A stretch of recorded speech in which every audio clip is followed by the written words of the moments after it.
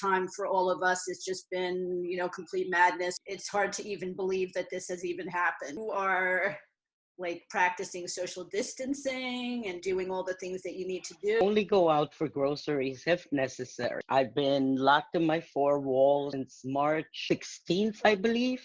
Okay. I've been just doing things around the house that, because of lack of time, I hadn't done. So I've thrown out a lot of garbage. I'll keep my distance when I go out. If I see a location has too many people inside, there's no reason for me to go in there. Do not allow any visitors at home. I'm so sorry, unfortunately, that's the only way we keep each other safe. Times I find myself sitting down thinking, okay, what now? Just so much cleaning you can do. Hear from everyone, I'm so bored with you, that whole thing about, just going out at the times that are really, really necessary. I felt like I need some air. So I started taking walks a few days a week, my mask on and everything. Absolutely. Like that. That helps a lot. The governor making this mandate now about, opening all the state parks, the golf courses and the county parks. And for a lot of people, they feel like this is just way too soon. I believe it's way too soon, even though the social media and the news networks, are showing us how to do the right thing. There's people that are still reuniting with families. I agree that they want to be together, but this is not the time for it. Okay, the parks are open. I know how to keep my social distance, I know that if a person is coming up the sidewalk, I'm going to be crossing to the other side. It's not because I'm afraid of the person, it's because it's something unknown and scary. We choose to be what is called unsociable. That's how we are seen, as people who's unsociable.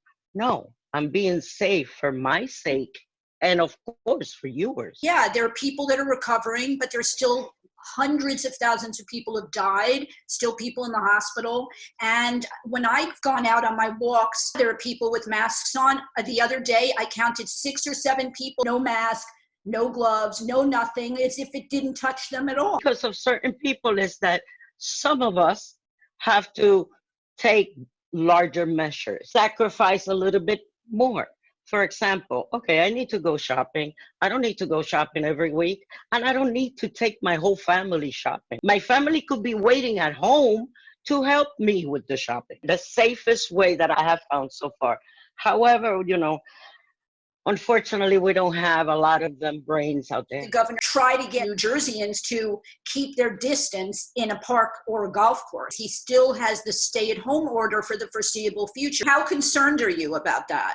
Very, very concerned. I used to take walks on the park.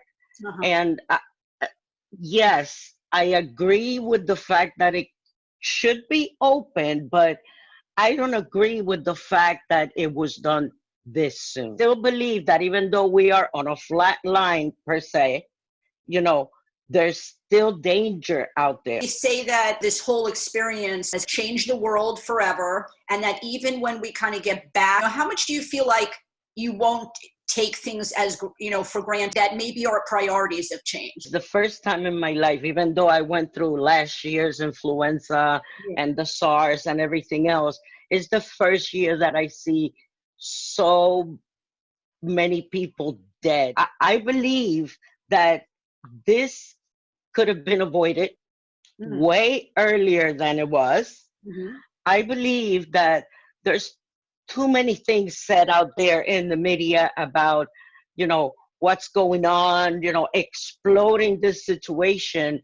And to me, it's scaring people. But the other people that are not scared at all are taking advantage of this. This is something that we should all be working together in trying to save ourselves. So it's not about money anymore. It's about humanity. Because of that, my perspective to after this pandemia is I have learned that I need to appreciate much more the little things, the little actions, and probably do more for others than I have.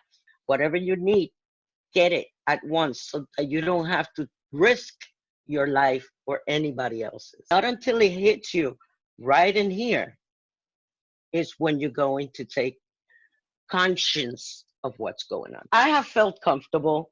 Uh-huh. I have learned how to take care of myself much more. The idea of like self-sufficiency has come into play, and realizing that we're stronger than we think we are. And I cannot wait for this to be over so that I can hug my friends and family. Absolutely.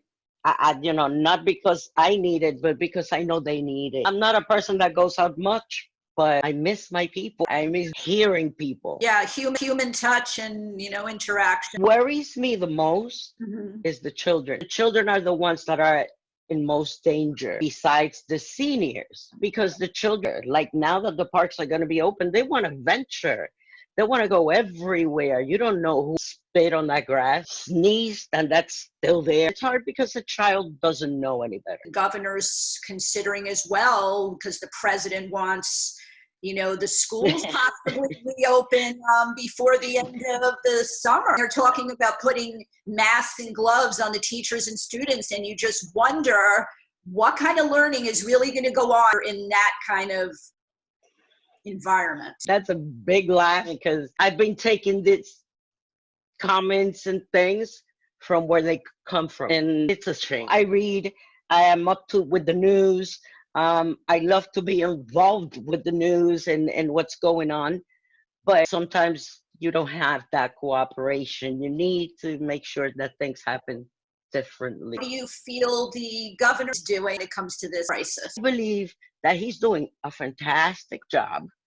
First of all, at keeping us informed. Poor guy is getting old out there. However, you know, he's got to take care of himself as well. Really happy that we got to talk and get your input, and you know, we always want to hear what our viewing public, you know, feels about what's going on. I just wish you the best and to stay safe out there. Thank you very much. God bless. You're a reporter. You are in danger out there. So take care of yourself, your family. Stay safe and be patient. This too shall pass.